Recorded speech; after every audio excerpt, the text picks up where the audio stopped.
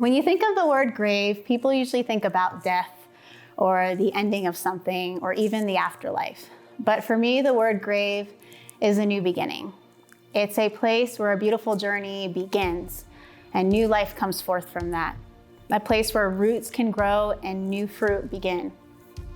I looked up the word grave, and a definition that really spoke to me was a place where a discarded or destroyed item is lying. Before I acknowledged God in my life or even personally met Jesus, I was in a broken place. I had discarded my life. I had counted it as worthless, even though I probably would never come out and say that. But the way that I was living life and the path that I was living, it was completely broken. It was evident that I was headed nowhere, and I was headed nowhere fast.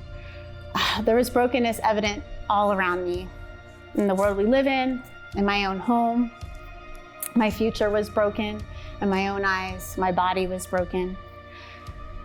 I lived my life striving to fulfill a void in it that could not be filled by the world. It could not be filled in the relationships I was in. It could not be filled by the objects that I bought. I spent a lot of time seeking after personal gain or fulfillment through whether that meant intoxication or pleasure or whatever the avenue was, yet I would always come up empty. So there's a point in my life where I was introduced to my husband through a mutual friend. And there was something different about him. We were drawn to each other instantly. We got married at a really young age. We weren't even together a whole year before we got married. We both wanted this dream life, this dream marriage with a family, but we had no clue on what that looked like. I wasn't saved. He was not living for the Lord. He really wasn't in a relationship with Christ at all either. And what we did was we tried to strive together, but both living for ourselves. And all I cared about was what I was getting out of it, what I was getting out of the relationship, what I was giving out of my life day to day. And there was a point where we just broke off our relationship. There had been trust broken. I really hurt my husband, but just the path that I was living and the choices that I was making, I think I was just so empty that I would rather be in a place where I wasn't all there, like a place of whether I was drinking or doing drugs or something like that. I would rather be in that place than reality because I didn't like my reality. And that meant that I hurt somebody I really cared about through that process. But at that moment, that didn't matter. I just kind of wanted to forget about where I was and how I was and where I felt inside. And then my husband and I split. And I really just kept driving my life to the ground. I was alone. I really didn't have any support. My parents were there, but they weren't going to step in and interfere on my direction because I had rooted that into my life that this is my life. I'm going to live it the way I want to, and you're not going to tell me what to do. And I was so deep that at a point I had been going to church before we split up with Jonathan, just because his mom said if I wanted to be around him, I had to go to church. So I heard about God, I heard about Jesus, I heard about the gospel, but never made it personal in my life. And so when I got to that deep ditch in my life where I realized there's no way out of this. Everything that I have tried, everything that I've done, everything that I've invested in my life wasn't working. I felt completely hopeless in that moment. And that's really when I fully surrendered my life to the Lord. I knew that I needed Him in my life, and living life for self was getting me nowhere. And I made that decision to surrender to the Lord at that moment. And that's really when life began for me. I put everything aside. I didn't drink anymore. I didn't do drugs. I didn't do any of those things. I really surrendered fully. I told Him that if He would give me that hope, if He would change my life, that I would change everything that I was doing and only do what He had called me to, only do what He was leading me to do in my life, and show me how I can be his child, show me how I can be a wife and those kind of things. So I reached out to Jonathan after that, because we were at this point still separated, and let him know the decision that I had made.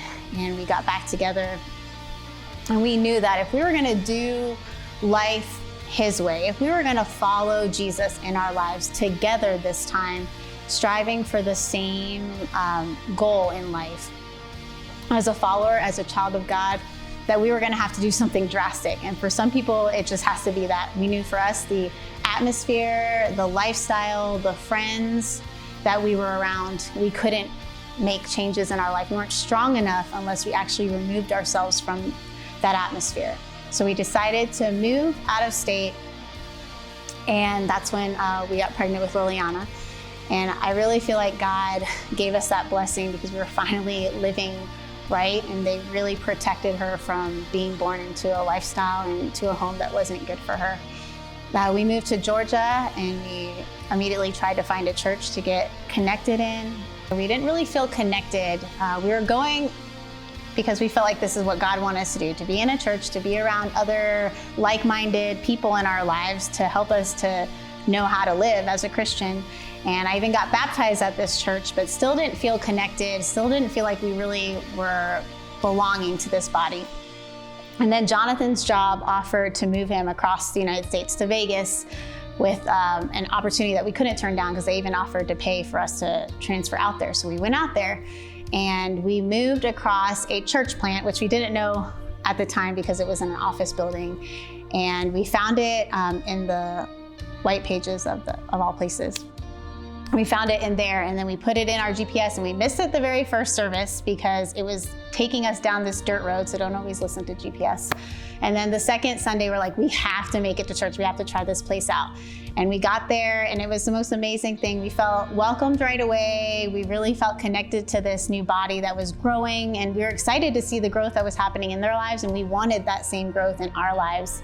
We really got connected there. We really learned what the truth of the Word of God said, and actually what the resurrection meant in my life, that Jesus died and he gave his life for me so that I could live, so that I could have that same power applied into my life, which I wanted. I'd been yearning for that my whole life. Like, I wanted something more than what I could give myself. And so we really grew there as a family. And then God just kept working in our hearts as we would continually surrender. It wasn't always easy. It wasn't like, yeah, I'll surrender to this, God. You want me to do this in my life, and I'll do it right away. No, it took prayer, it took hard work, tears sometimes, battling your own emotions and your own flesh, because it's still real, it's still there. And then Jonathan got called to full-time ministry. And from there, we went to Bible college, which I would have never in a million years thought that I'd be going to a Bible college, or that my husband would, for that matter. And from there, God just kept leading us to different things and different steps in our life where we have to take faith to take those steps. That's really, I feel like, the most growth is those faith steps. Like, you're rooting your family out of a place that you've known and loved for years. And really, God grew you so much at that church to now move to another place where he was going to do more. And there was so much growth in taking that step, because you just feel kind of alone in the process when you're making those steps and moving where you don't even know. I had never even been to the West Coast before moving to the West Coast. And I just feel like God he's just so real in our lives. And it's just been a blessing to acknowledge that he's with us every step of the way. Even in our growing times, even in our waiting times, there's growth.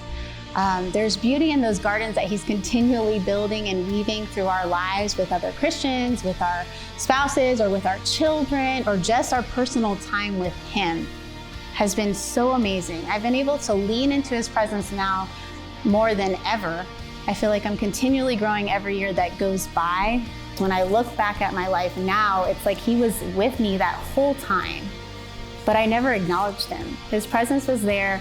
He was pursuing me, but I never gave him the moment to actually change my life. I kept looking for other avenues and other people and other things to bring change that was never gonna work. And now I have this garden of a life that has so many abundant blessings in it because of God in my life. And my marriage is doing amazing. We're married 19 years now. We have 5 beautiful children. And I can only attest that to God's grace in my life of saving me from the grave that I was living in and letting me know that there's still hope and letting me know that my life is worthy and there's beauty in my life and that I don't need people or things to accept me or show me my worth. I can find it in Jesus Christ. And now I get to live in this beautiful place I call a garden.